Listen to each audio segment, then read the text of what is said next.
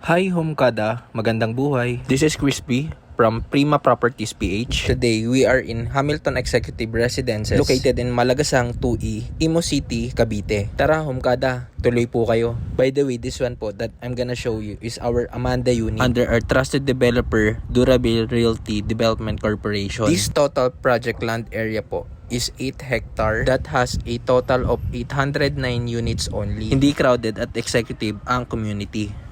Our Amanda unit is have available of corner lot, inner unit, and end unit for the lot area of 54 square meter and floor area of 63.25 square meter. For the carport space, cemented garage na rin po siya. And each unit po, meron na pong individual firewall. Complete finish na rin po ang ating exterior paint. So again, our Amanda unit has a 3 bedrooms, 2 toilet and bath, 1 powder room with service area, and also with carport. Included na rin po dito ang ating mini landscape pocket garden. This carport space is kasya na po ang inyong sedan or SUV. And also, yung cemented fence, kasama na rin po yan. You gonna install na lang po for the steel gate. This is the window grill for ground floor. Tara Homekada, let's check inside. For our main door, this is the flush type metal door. By the way Homekada, ito nga paling dress up unit ng Amanda model natin. As you guys see, maaliwalas na siya pagpasok mo pa lang. So this is the living area. Bulky yung sala set, may center table, and also may TV. And ito naman po yung dining set table. Simple lang no, pero elegant yung looks. Check nyo rin tong kitchen set. Ang ganda no, very aesthetic. This is American inspired pala mga ka-Homekada. Ganda no, worth it talaga. So dito naman tayo mga ka-Homekada sa may service area. So nakikita nyo, malaki po talaga siya. Pwede nyo pong gawing dirty kitchen, storage area, or laundry area. Pwede nyo rin po siya extend to dining area. Punta naman tayo ka-Homekada sa may powder room. Ito yung kabilang side lang ng service area.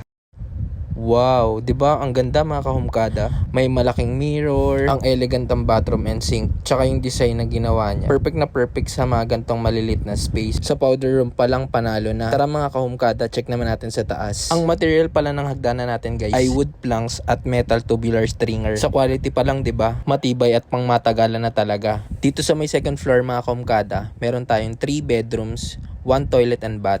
So tara mga ka-Homekada, ano ba unahin natin? Nalilito ako kung saan sa sobrang ganda eh. Okay sige, ito muna ang toilet and bath.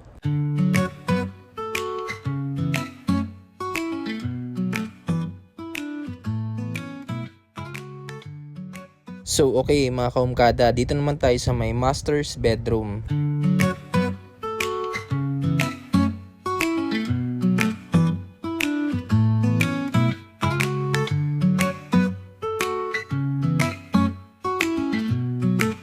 The design it wise mga ka-Homekada, meron ng mirror yung closet niya.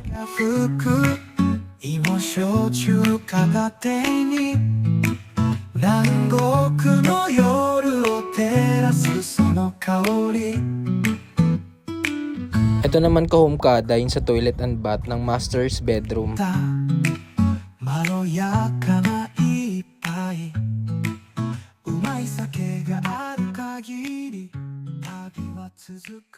Ito naman yung pinaka mini hallway papunta sa dalawang bedroom. This is gonna be your reference ulit kung paano nyo i-dress up yung magiging bahay ninyo. As you can see here mga ka-Homekada, yung design ng room is for your daughter, and on the other side of the room, pwede naman to for your son.